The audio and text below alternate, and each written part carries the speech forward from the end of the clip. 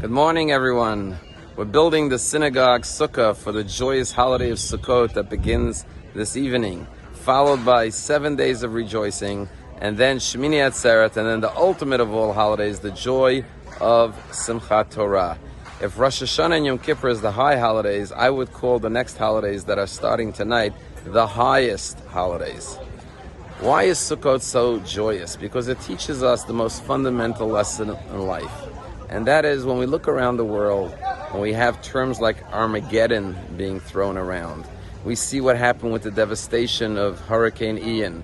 We see the uprising in Iran. We see all the turmoil and instability of the world. And we ask ourselves, how do we endure in a world that is so troublesome and so unstable and wrecked and filled with so much human aggression and violence and also tragically natural disasters? And the Sukkot holiday tells us how to maintain faith under these circumstances. And that is to go out into the humble, simple abode of the Sukkah with its four walls and its shade. And we look up to the heavens and we realize that with God above, we can have trust and find joy in our lives.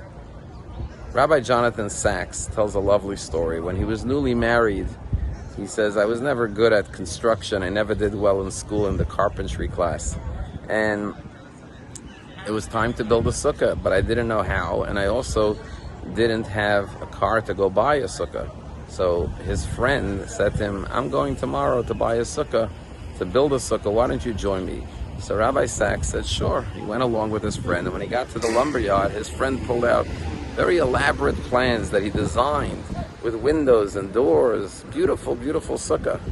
And then he went about getting everything he needed, the 2x4s and the sheet, the lumber and the planks and the screws and the hinges and doors and windows, and he was going to build the most magnificent sukkah fit for royalty. And Rabbi Sachs said he just bought a few sheets of wood, a couple of nails, and went home. Next morning, in the first day of Sukkot, Rabbi Sachs went to visit his friend in his sukkah. And he sees this magnificent sukkah he built, so gorgeous, elaborate, fit for royalty. He was very impressed. The second day of Sukkot, he comes to shul and he sees his friend looks very despondent. He says, what's the matter? He says, well, there was a big storm last night. The weather conditions were terrible, a lot of rain and wind, and my sukkah fell apart, it blew down, and I have nothing left. And then he turned to Rabbi Sachs and he said, I'm assuming your sukkah also fell and collapsed. And Rabbi Sachs says, actually not, my sukkah is still standing. His friend said, I can't believe it. So after shul, he said, let me go see for myself. He comes and he sees Rabbi Sachs's sukkah still standing. And he says, I have to understand why that is, how that is.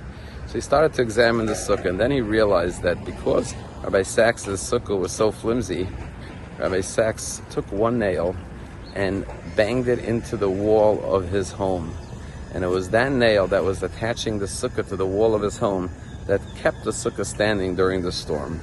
And Rabbi Sachs says, that nail taught me a very important lesson. He says, that nail is called the nail of faith. He says, in life we could design the most elaborate, majestic plans, but then storms come and suddenly everything is toppled, everything is destroyed. He says, but if we attach our sukkah, our lives, to something permanent, to something sturdy, to something everlasting, to something eternal, which is faith in God, then we have the strength to withstand all the storms. And so too, the story of the Jewish people is, no nation has experienced more storms than the Jewish people over its 4,000-year history. The reason we're here today is not because we were the strongest or the most powerful, on the contrary, but rather because we had that nail of faith. We always attached our lives to God, which is permanent and enduring, and therefore we as a nation have remained permanent and enduring. As long as we always realize that no matter what our plans are, we are always reliant and dependent on Almighty God, that is what gives us the strength to endure, to transcend, to overcome, to prevail, and to lead a life not just of survival, but a life of thriving and joy and happiness, like the holiday of Sukkot. Chag Sameach to each and every one of you. May we have a joyous Sukkot.